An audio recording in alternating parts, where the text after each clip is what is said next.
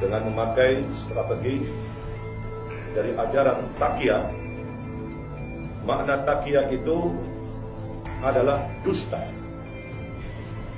Apa yang diucapkan lain pula apa yang dia perbuat. Dalam ajaran Syiah ini, taqiyah itu adalah wajib. Bahkan sampai menduduki kedudukan fardu ain menurut orang-orang Syiah. Tidak dinamakan orang-orang Syiah kecuali mereka ini melakukan teori-teori taqiyah, berusaha untuk mencari pengikutnya dengan masuk ke beberapa tokoh ahli sunnah wal jamaah. Yang pertama, dia ingin menunjukkan bahwa kedatangannya menunjukkan kedamaian, memberikan kebersamaan, lalu menunjukkan identitas aslinya orang-orang Syiah. Jauh-jauh hari kita ini telah diingatkan oleh Nabi Muhammad SAW. Kelompok radikalisme ini yang sok toleran, yang sok menyebar-nyebarkan toleransi dalam beragama, padahal mereka ini ingin menghancurkan Islam dari dalam, dan mereka ini ingin menghancurkan kedaulatan akidah ahli sunnah wal jamaah.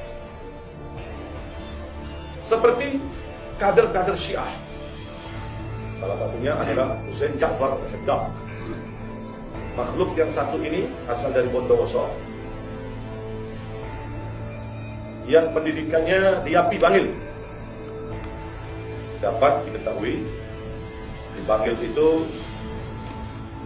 dicetak kader-kader Syiah untuk mensyiahkan orang-orang ahli sunnah wal jamaah. Husain Ja'far al-Haddad ini adalah salah satu piaraan orang-orang Syiah yang duduk di pemerintah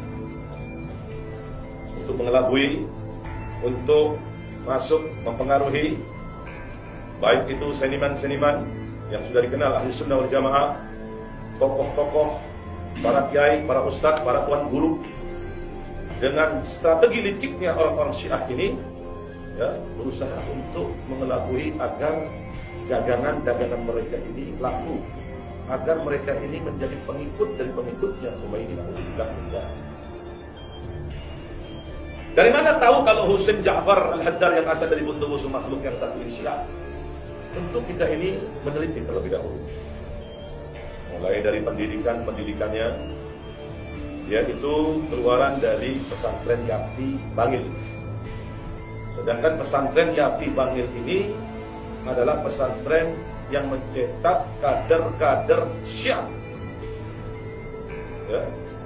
Kemudian kita lihat bagaimanakah ocehan-ocehannya di Twitter, yang mana Husain Ja'far al-Haddad ini selalu membela kelompok orang-orang Syiah, selalu membela kelompok orang-orang Syiah. Ini yang harus diketahui, ya, yang harus dipahami. Selalu membela kelompok orang-orang Syiah. Di dalam ucapannya salah satunya adalah, kenapa orang Syiah ini menolak Imam Madhab? Itu ada dalam ocehan Twitternya Husain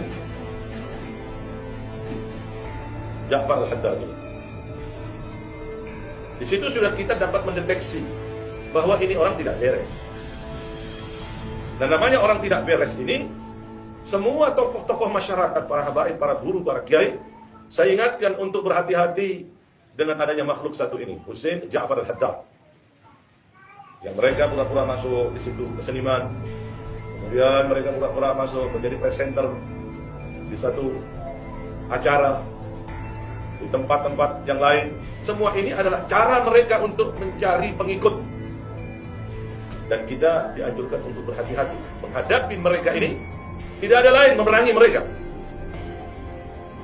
Di mana Nabi Muhammad SAW jauh-jauh hari mengingatkan, sayati min ba'di qaumun nabzun yuqalu lahu Rafidah.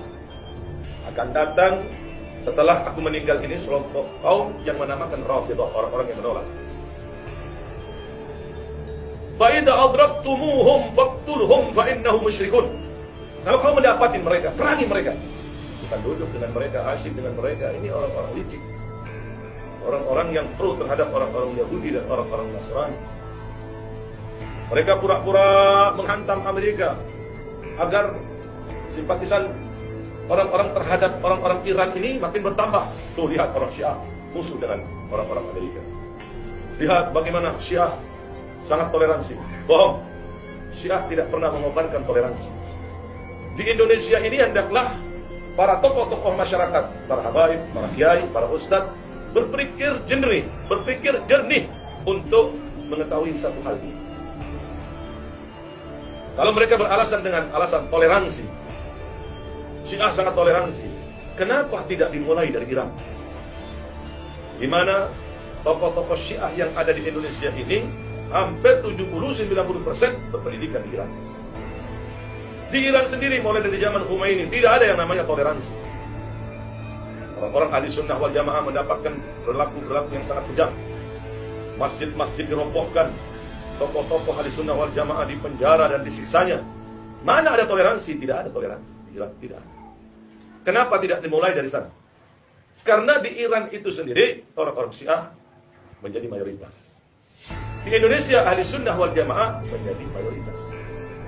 Sehingga minoritas orang-orang Syiah ini memakai strategi dari strategi orang-orang Syiah tadi dengan berstrategi takyat untuk mengelabui, untuk membujuk orang-orang ahli sunnah wal jamaah. Dan ini sangat